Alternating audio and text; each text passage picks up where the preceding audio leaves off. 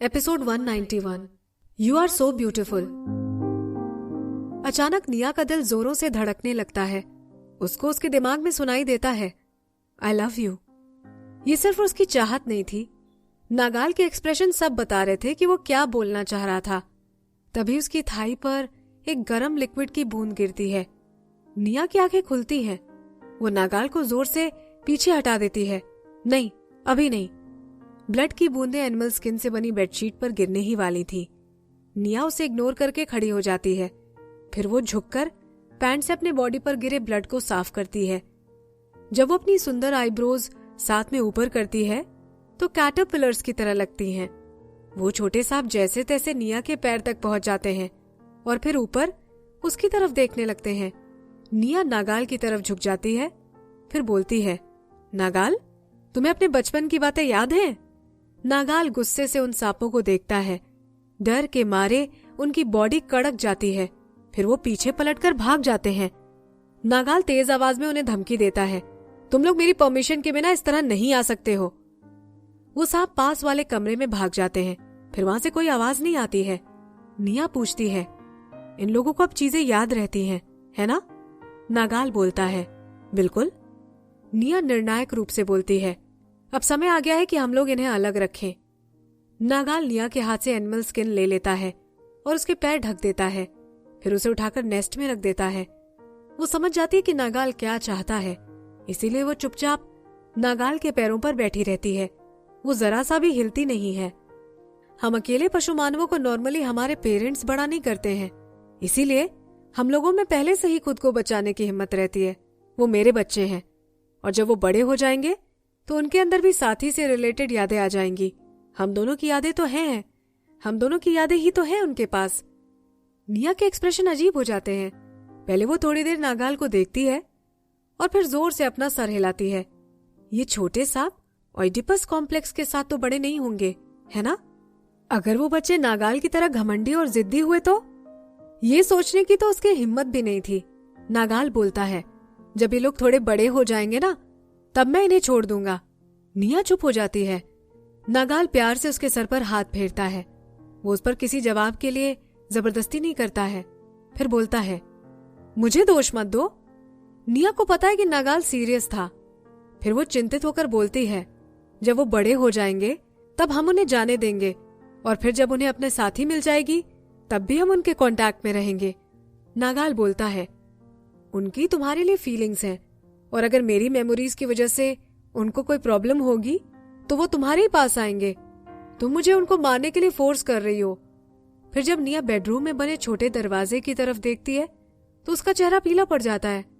कुछ छोटे सांप वहां से झांक रहे थे। जब वो देखते हैं कि निया उन्हीं की तरफ देख रही है तो वो अपनी जबान बाहर निकालते हैं और हिस करते हैं, लेकिन उनकी आवाज में हमेशा रहने वाली एनर्जी नहीं दिखाई दे रही थी। निया सोचती है, वो समझ ही गए हैं। वो बोलती है, हमें उनको छोड़ने से पहले उनके साथ अच्छा व्यवहार करना चाहिए।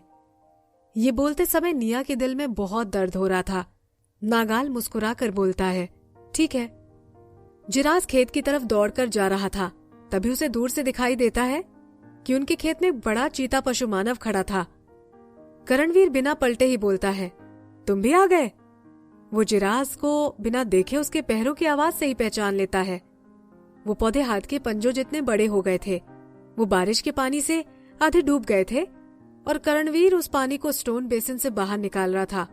थोड़ा पानी तो बाहर निकलने के बाद वापस गड्ढे में भी गिर रहा था। कई पशु मानव ये कर रहे थे और उनके चेहरे पर खुशी साफ साफ दिखाई दे रही थी। वो जानते थे कि अगर यहाँ पर पर्याप्त मात्रा में बारिश का पानी होगा तो ये अंकुरित पौधे भी जल्दी बढ़ेंगे। वो नहीं जानते थे कि तूफान जल्द ही उनके नजदीक आने वाला था। जिराज नाक से आवाज निकालता है। उसे लग रहा था कि करणवीर ने उसका काम छीन लिया है। वो बहुत बुरा था। पहले भी वो निया के बारे में सोच रहा था जो घर पर थी और उसके पीरियड भी चल रहे थे, लेकिन जब वो करणवीर से आराम से बात करता है तो उसका मूड ठीक हो जाता है। चीते पशु मानव ने तुम्हें बताया, है ना? करणवीर कोई जवाब नहीं देता है और चुपचाप अपना काम कर रहा होता है। जिराज भी खेत में चला जाता है और पानी बाहर निकालने लगता है। वो बोलता है, नागाल ने कहा है कि जल्द ही बहुत तेज बारिश होने वाली है और मौसम के बारे में नाग बहुत ही सेंसिटिव होते हैं, और वो बोल रहा है कि बारिश बहुत तेज होने वाली है। करणवीर एकदम से रुक जाता है और वो अंकुरित पौधों को देखने लगता है। फिर करणवीर बोलता है, अगर तेज बारिश होगी तो ये पौधे खतरे में पड़ जाएंगे। जिराज बोलता है, मुझे भी इसी बात की टेंशन है। जिराज अपनी आईब्रो ऊपर करके कुछ सोचता है, फिर स्टोन बेसिन को साइड में फेंक देता है। फिर वो खेत से बाहर निकलकर जोर से दहाड़ता है। सभी पशु मानव उसकी तरफ देखते हैं और फिर दौड़ते हुए वहां आ जाते हैं। भीड़ में से एक आवाज आती है, टाइगर किंग, आपने हमें यहाँ क्यों बुलाया है? बारिश के पानी ने करणवीर के सफेद बाल भिगा तो दिए थे, लेकिन उसके शक्तिशाली व्यक्तित्व को नहीं धो पाई थी। वो अपनी आंखें उठाकर उनकी तरफ देखता है और सभी लोग चुप हो जाते हैं। अब वहां सिर्फ पानी और हवा की आवाज आ रही थी। करणवीर गहरी आवाज में बोलता है, जल्द ही भारी तूफान आने वाला है। मैं चाहता हूं कि सभी लोग अपने खेत के आसपास फेंस लगा लें और पानी को खेत में जाने से रोकें। उनमें से एक बोलता है, ये नहीं हो सकता है, हमें एप किंग ने इसके बारे में कुछ नहीं बताया है। दूसरा बोलता है, अगर हम लोग पानी को खेत में जाने से रोक लें और अगर फिर तूफान ना आए तो बाद में हमें नदी से पानी ला लाकर खेत में डालना पड़ेगा। भीड़ में कुछ आवाजें आ रही थी, लेकिन फिर जब करणवीर गुस्से से उधर देखता है तो सब चुप हो जाते हैं। अगर अभी यहाँ एप किंग होते तो वो अपनी स्किल से सबको इस बात के लिए मना लेते। वैसे अगर करणवीर के भी कोई खिलाफ जाए तो उसे सिर्फ उसकी तरफ देखने की ही देर होती है और सामने वाला चुप हो जाता है। करणवीर बोलता है, पानी हम लोग बाद में भी डाल सकते हैं, लेकिन अंकुरित पौधे के ये आखिरी बैच हैं। तुम लोग इस नुकसान को नहीं झेल पाओगे। इतना बोलकर वो अपनी नजर उन पर से हटाकर खेत की तरफ कर बोलता है, जिराज, पानी बाहर निकालना बंद करो और एक नाली बनाकर उसे निकलने दो। जिराज और नागाल एक ही छत के नीचे 1.5 साल से रह रहे थे और उसे नागाल के सेंस पर बहुत भरोसा था। नागाल को पानी पसंद था, लेकिन पिछले साल भी इतनी भारी बारिश हुई जिससे उसमें कोई बदलाव नहीं हुआ। इस साल भी उसके मुंह पर खुशी के एक्सप्रेशन साफ दिखाई दे रहे थे।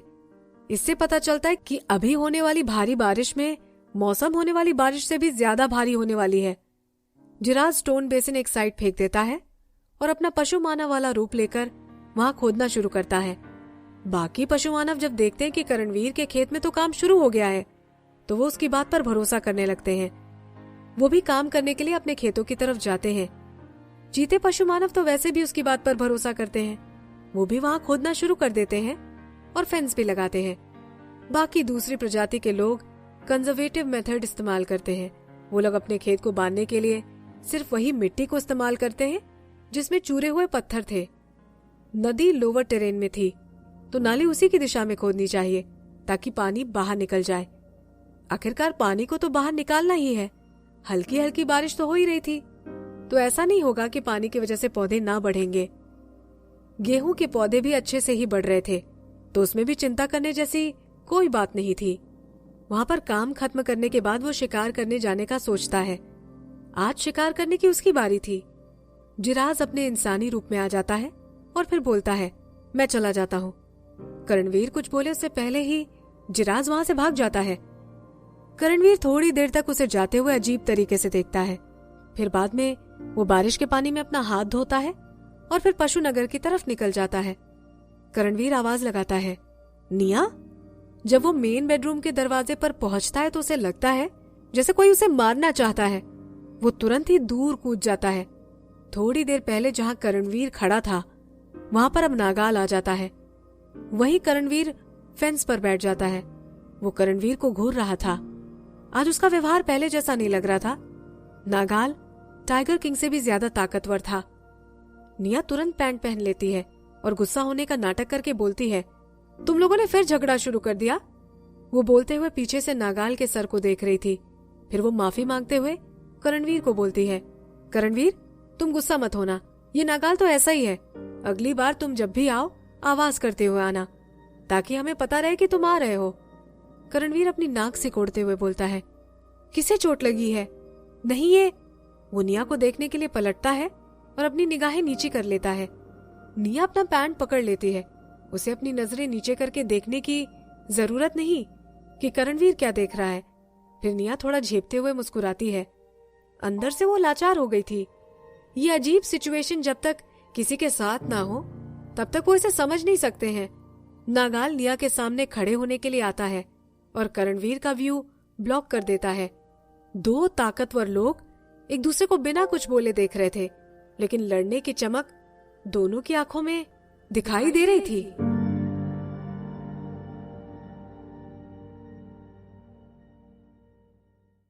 Episode 191 one step behind.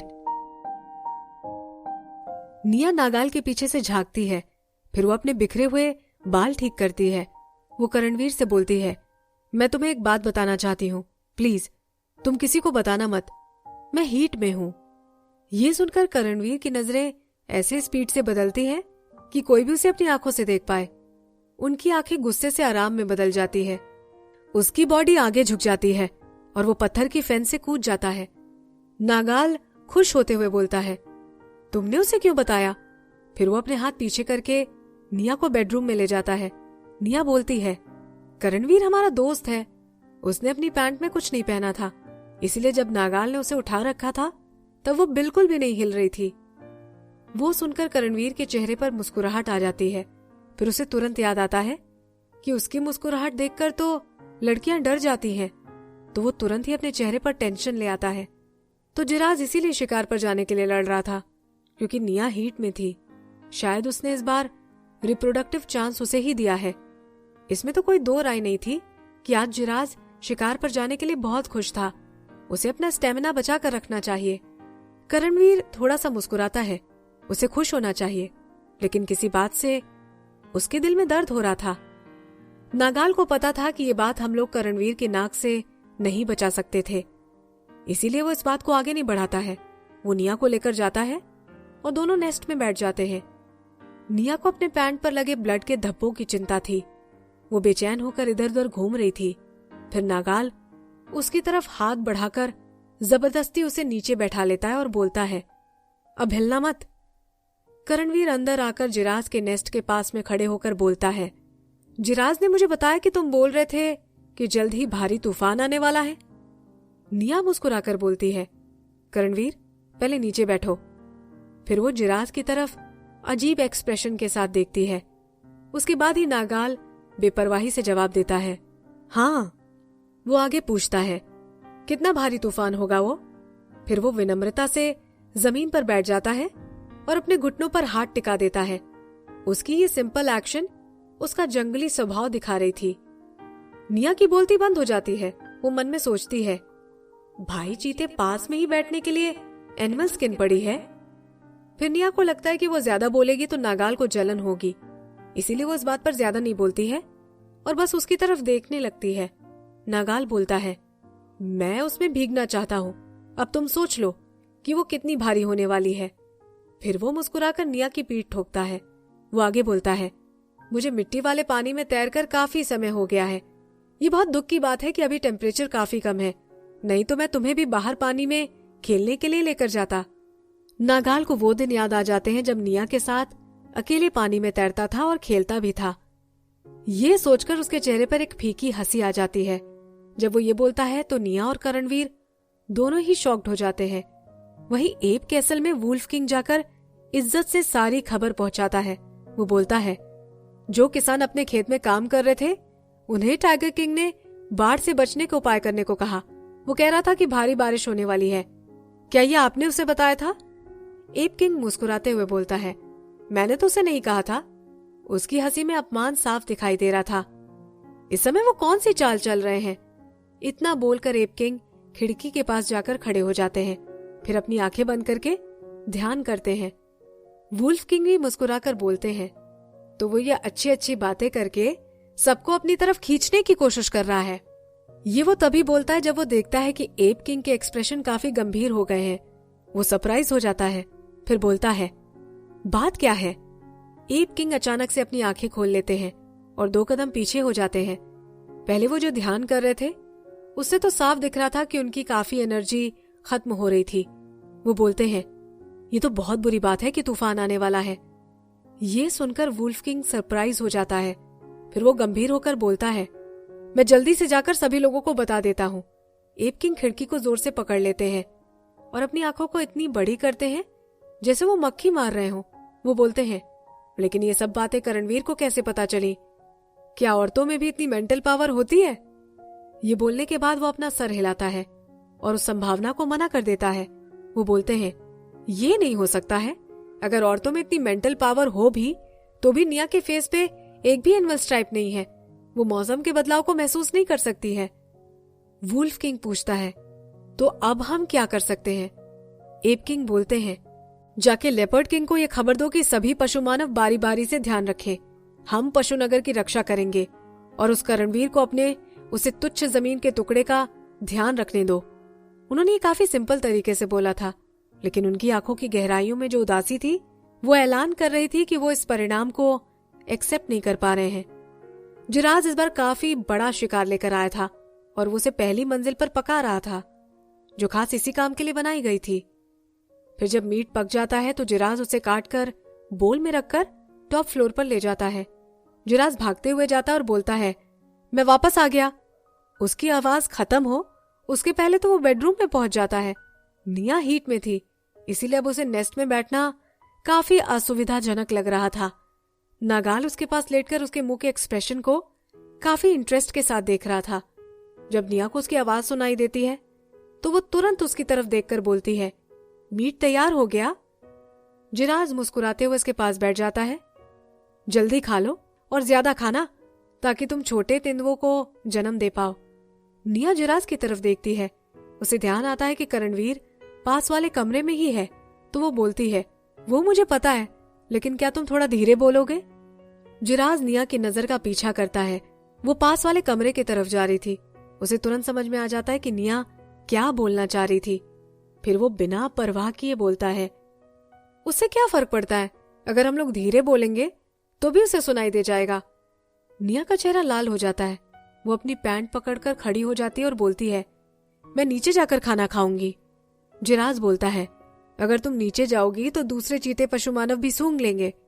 निया के एक्सप्रेशन तुरंत ऐसे हो जाते हैं जैसे उसका पेट खराब हो गया है। वो लंबे पैर रखते हुए बाहर की तरफ निकल जाती है। वो बोलती है, मैं कुछ दिन तक नीचे जाने से खुद को नहीं रोक सकती हूँ, है ना? मुझे सैंडपिट में जाना है। पहले तो जिराज थोड़ा हिचकिचाता है, फिर उसकी बात मानते हुए बोलता है, ठीक है, फिर मैं तुम्हें नीचे लेके चलता हूँ। जब वो दोनों बाहर निकलते तो नागाल की निगाहें उन्हीं पर रहती हैं। फिर वो खाली रास्ते को देखते हुए गहरी सोच में चला जाता है। ये हीट काफी सही समय पर आई है। जब से वो बात हुई है तब से चांदनी काफी उदास थी, लेकिन अब वो पहले जैसी लग रही है। करणवीर भी उनके साथ खाना खाता है। फिर उसके पास एप किंग की सूचना आ जाती है। वो तुरंत अपनी प्रजाति में लोगों को उनकी टीम ज्वाइन करने के लिए तैयार करता है। 3 दिनों बाद बारिश अचानक से भारी हो जाती है। बड़ी पानी की बूंदें जोर से जमीन पर गिरती हैं और आवाज करती हैं। उसे इस तरह से बोलना ज्यादा नहीं होगा कि अभी मूसलाधार बारिश हो रही थी। कोई भी जब बाहर झांकता तो उसे यही लगता तो पूरी दुनिया का पानी पर्दा बन गई है। फिर जब जोर की आंधी आती है तो पेड़ों की शाखाएं भी टूटकर हवा में उड़ने लगती हैं। खेत में अंकुरित हुए पौधे तेजी से बढ़ने लगे थे। बारिश की वजह से वो दब रहे थे, लेकिन फिर भी वो बढ़ रहे थे। नाली से मिट्टी वाला पानी खेत से बाहर जाने लगा था। वो सब पानी नदी में ही गिर रहा था। जिन भी पशु मानव के खेत थे वो सब उसे देखकर आश्चर्य में पड़ गए थे। ऑलमोस्ट सबके परिवार के लोग खेत में इकट्ठा होकर कुछ एक्शन ले रहे थे। जिन लोगों ने वहां नाली खोदी थी वो लोग साइड में खड़े होकर उसे ध्यान से देख रहे थे, लेकिन जिन लोगों ने नहीं बनाई थी उनके खेत बह गए थे। जो पौधे हाथ के पंजे के बराबर थे वो पूरे डूब चुके थे। वो पशु मानव उन पौधों को बचाने के लिए या तो गड्ढे खोद रहे थे या फिर पानी बाहर निकाल रहे थे। उनमें से एक पशु मानव धन्यवाद देते हुए बोलता है, ये तो सच में तूफान है। अच्छा हुआ कि टाइगर किंग ने हमें पहले ही चेतावनी दे दी, नहीं तो अब कुछ भी करने में बहुत देर हो जाती। बारिश में फेंस बनाने में काफी दिक्कत होती है। अगर ऐसा होता तो वो सिर्फ अपने खेतों में पानी भरते हुए चिंता में देखते ही रह जाते। करणवीर और जिराज भी खेत पर आ चुके थे। फिर जब वो देखते हैं कि निया का खेत अच्छी कंडीशन में है तो उन्हें राहत मिलती है। तभी एक चीता पशु मानव पागलों की तरह दौड़ता हुआ आता है और दूर से ही दहाड़ने लगता है। करणवीर के एक्सप्रेशन बदल जाते हैं और वो लंबे कदमों से उसकी तरफ जाने लगता है। जिराज भी उसका पीछा करते हुए पूछता है, क्या हो गया है? करणवीर बोलता है, आसपास के छोटे गांव बाढ़ में डूब चुके हैं। और वो लोग मदद मांगने पशुनगर में आए हैं। फिर वो पशु मानव बनकर सिटी की तरफ तेज स्पीड से दौड़ जाता है। जिराफ भी पलटकर खेत की तरफ देखता है और पशु मानव बनकर शहर की तरफ भाग जाता है। बाहर झांकना काफी मुश्किल हो रहा था। निया काफी ऊंचाई से देख रही थी, फिर भी उसे पशुनगर स्याही से बनी पेंटिंग की तरह दिखाई दे रहा था और सड़कों के पास कुछ बहता हुआ भी दिखाई दे रहा था। नागाल उसके पीछे आकर बोलता है, तुम फिर बाहर क्यों आ गई हो? फिर जब वो उसके कपड़ों को हाथ लगाता है, वो आगे बोलता है, ये भीग चुके हैं। निया बोलती है, वो अंदर से सूखे हैं। फिर वो जिराफ को खींचकर रेल के पास लाकर नीचे इशारा करती है। निया आगे बोलती है, जरा नीचे देखो, तुम्हें कुछ दिखाई दे रहा है? कितना अजीब है, इतनी भारी बारिश में कोई बाहर क्यों घूम रहा है? नागाल नीचे देखता है और जोर से आवाज देता है। वो एक औरत थी। ऐसा बोलते हैं ना कि अगर औरत बारिश के पानी में भीग जाए तो बीमार पड़ जाती है ना? पशुनगर के पास 4 छोटे गांव थे। यहाँ पर 4 किंग थे। इनकी ही प्रजातियां आसपास के गांव में रहती थी। हाँ, बिल्कुल सही, वो है लेपर्ड, एप, वुल्फ और टाइगर। शुरुआत में पशुनगर सभी शक्तिशाली पशु मानवों से मिलकर बना था और इन्हीं की वजह से वो आज जिस स्तर पर है वहां पहुंचा है। आस पड़ोस के गांव में रहने वाले सभी इनके रिश्तेदार ही हैं। इसीलिए पशुनगर वाले उन्हें ऐसी परिस्थिति में नहीं छोड़ सकते हैं। अगर इन चारों गांवों के लोगों की गिनती करो तो वो भी 1000 से कम नहीं होगी। और गौर करने वाली बात होगी कि वहां पर औरतों की गिनती 100 से भी कम थी। वो सभी महिलाएं पानी में भीग चुकी थी। वो सभी अपने साथियों की बाहों में कांप रही थी। एप किंग निर्णायक रूप से ये जिम्मेदारी अपने सहित चारों किंग्स को देते हैं। लड़कियां दूसरी प्रजाति में आदमियों की तरफ आकर्षित होती हैं, इसीलिए वो तीनों किंग्स को अपने लिए प्रजाति चुनने से मना करता है, जिससे कि साथी बनाने के चांसेस कम हो। जिराफ जब करणवीर को बोलता है कि तुम लेपर्ड प्रजाति को चुनो क्योंकि वो उन्हें अच्छे से जानता है, तो करणवीर प्रजाति में साथ जाने के लिए तैयार हो जाता है। वो बोलता है, ओके। फिर करणवीर तेंदुए प्रजाति का मोर्चा संभाल लेता है। निया, जिसके पीरियड्स खत्म होने वाले थे, वो नए पैंट्स पहनकर जल्दी से नीचे उतर आती है।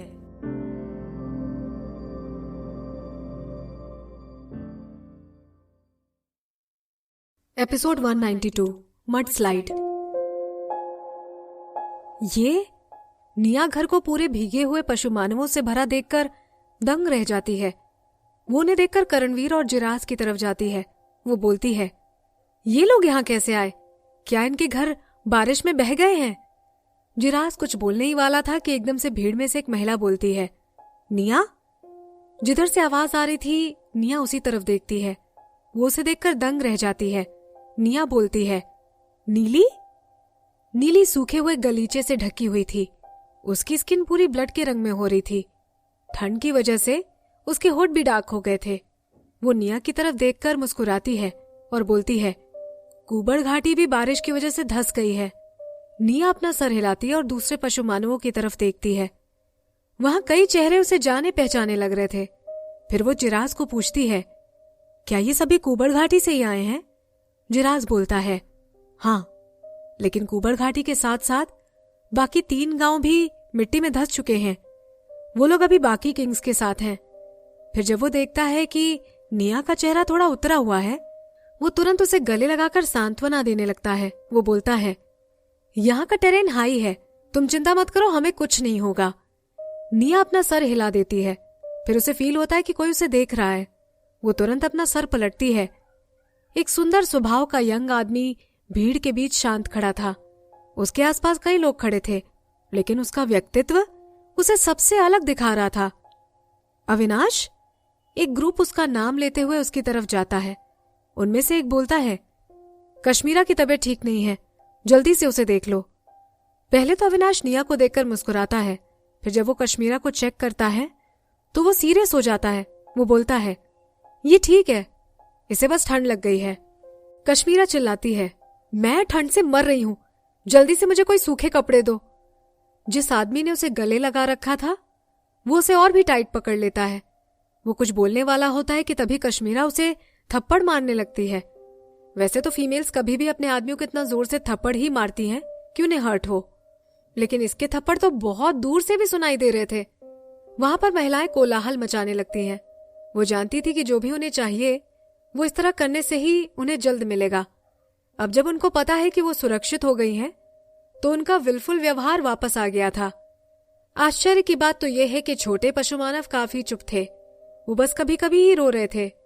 निया अपनी आंखें चढ़ाकर करणवीर को बोलती है, अब हमें क्या करना चाहिए? हमारे पास इतने कपड़े भी नहीं हैं और हम लोग इन्हें रखेंगे भी कहाँ? करणवीर बोलता है, पहले वाले टाइगर किंग बहुत सारी एनिमल स्किन रखते थे। मुझे लगता है कि वो काफी होंगे। मैं जाता हूं और अपने आदमियों को एनिमल स्किन लाने भेजता हूं। वो बोल ही रहा था कि तभी जिस चीते पशु मानव को उसने बाहर भेजा वो कपड़े लेकर आता है। फिर चीता पशु मानव महाराज बोलकर भीड़ को करणवीर की तरफ लेकर आता है।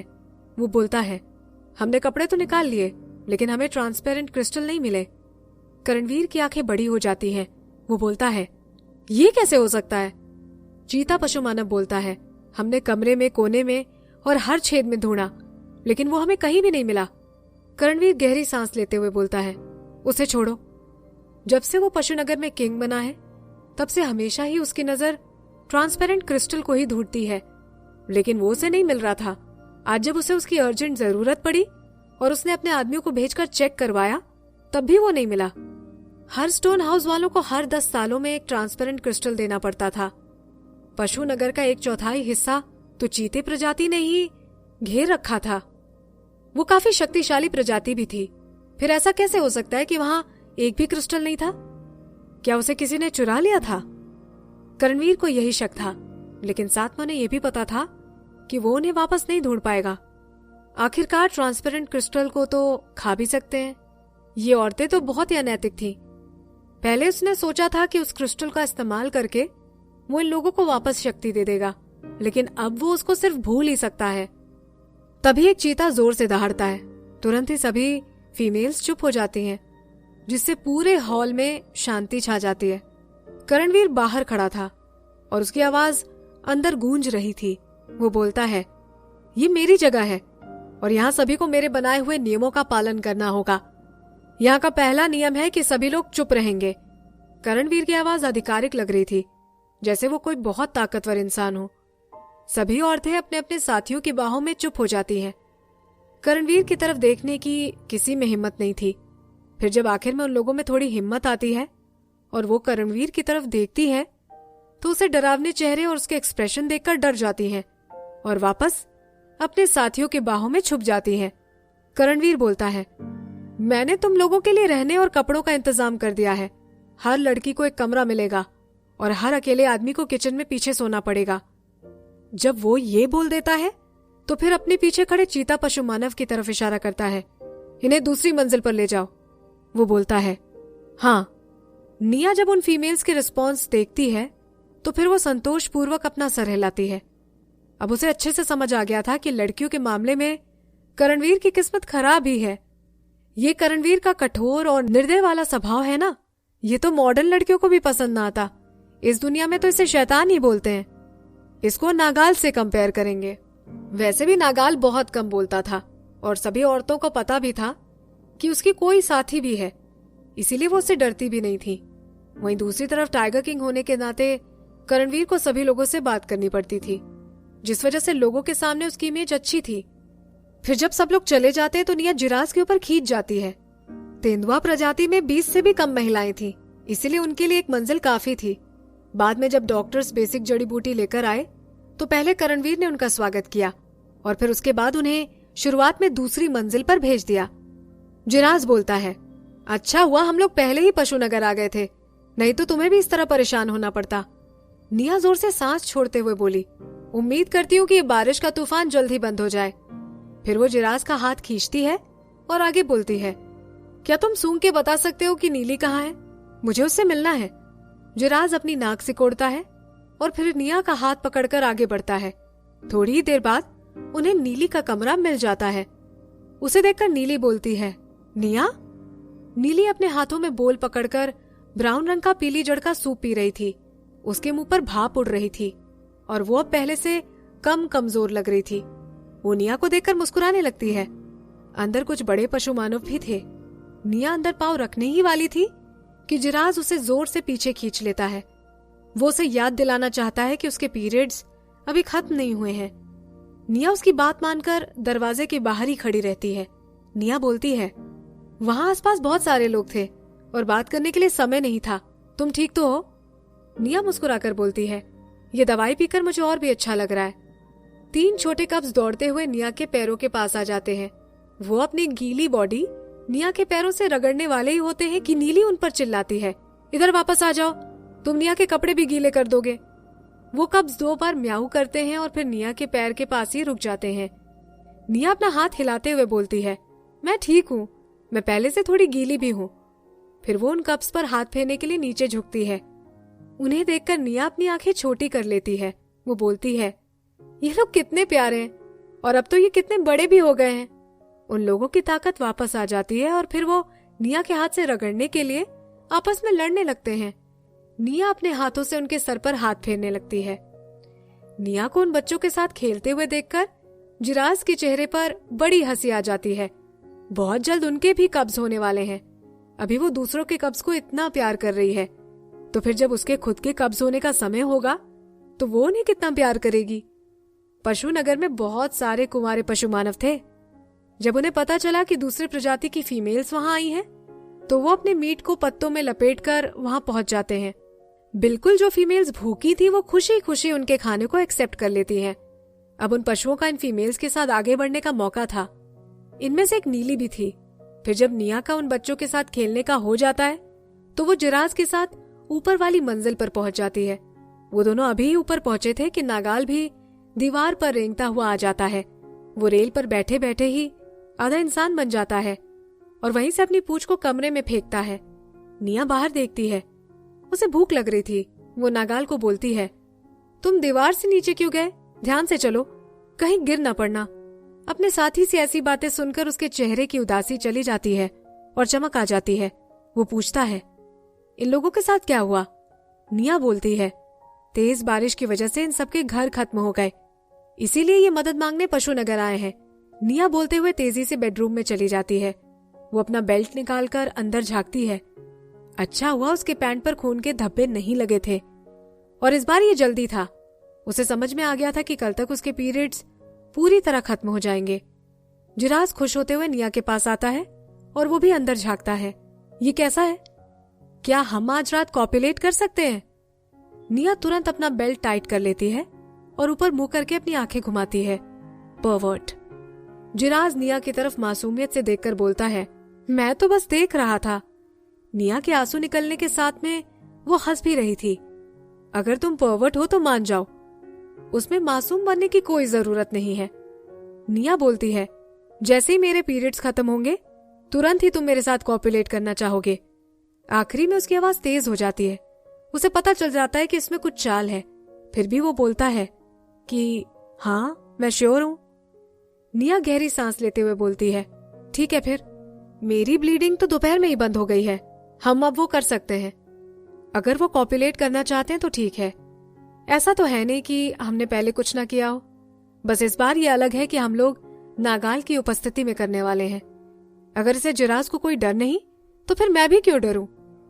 उसके पीरियड्स अभी खत्म ही हुए थे, तो हो सकता है कि वो भी ओव्यूलेशन में ना हो, इसीलिए उसका कंसीव करने का चांस कम था।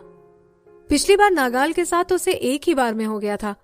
उसे लग ही नहीं रहा था कि वो इतनी लकी होगी कि उसे दूसरी बार भी हो जाए। वो आगे सोचती है, मैं ये सब लक पर छोड़ती हूँ।